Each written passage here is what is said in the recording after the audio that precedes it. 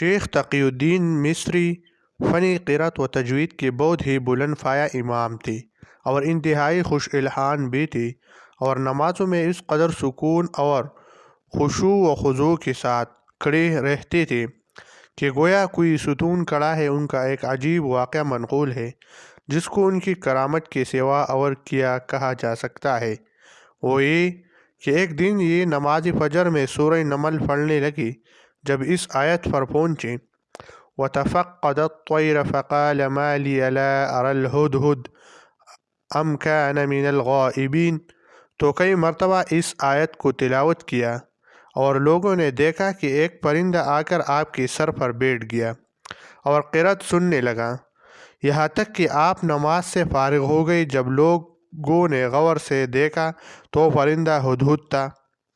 شیخ الاسلام محمد بن نصر فقیہ مروزی سرخ و سفید رنگ، لمبے داڑھی والی نہایت ہی وجیہ اور خوبصورت شیخ وقت تھے۔ بہت ہی جلیل القدر محدث ہونے کے ساتھ ساتھ انتہائی زاہد و عابد بھی تھے۔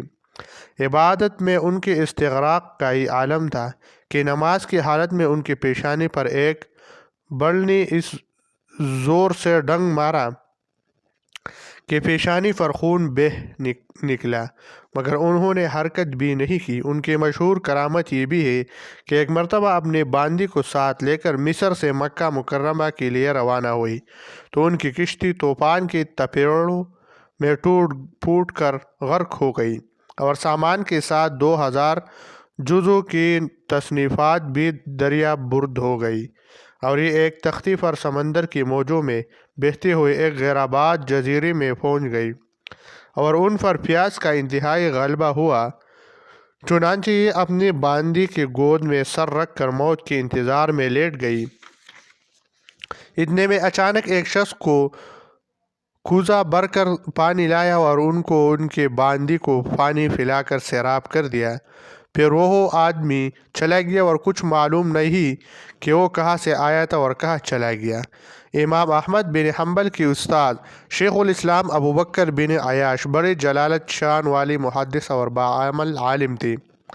40 برس تک زمین سے فیٹ نہیں لگائی، بڑے عبادت گزار اور زاہد و شب زندہ دار تھے۔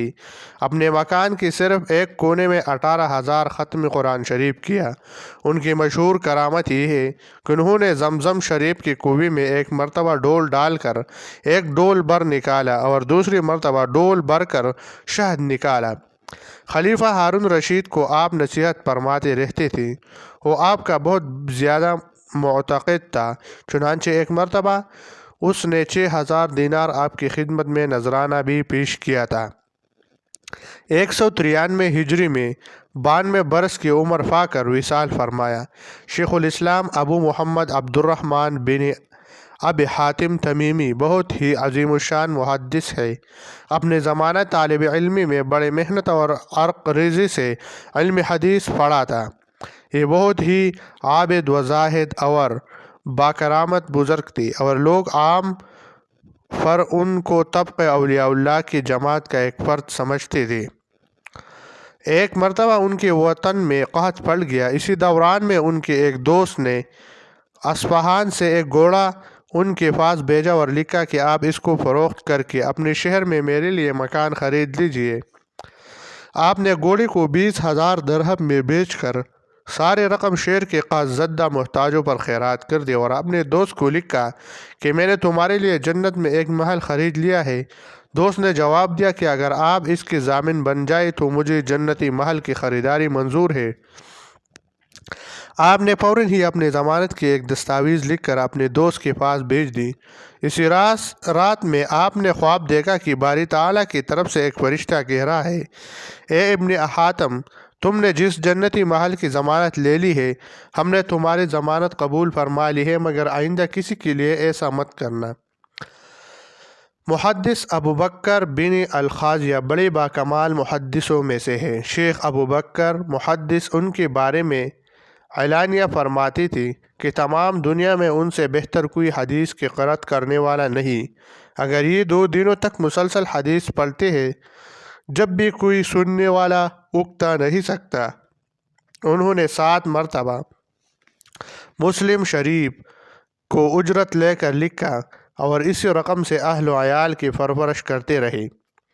ان کی ایک مشہور کرامت یہ ہے کہ بغداد میں ایک رئیس زادی کے ہاتھ میں چھوٹی انگلی نکل پڑی اور اس کے درد سے وہ رئیس زادہ بلبلا اٹھا۔ گھر والے حضرت ابوبکر بن الخازیہ کو بلا لائی۔ آپ نے اس انگلی پر اپنا ہاتھ پھیر دیا اور فرمایا، کوئی مضائقہ نہیں، تم لوگ اس کی فکر نہ کرو۔ یہ فرمایا کہ جیسے ہی آپ مکان سے باہر نکلی، اچانک خود بخود وہ انگلی گر پڑی اور تکلیف جاتی رہی۔ 489 ہجری میں آپ نے وفات پائی۔ آپ کا جنازہ اجتماع عظیم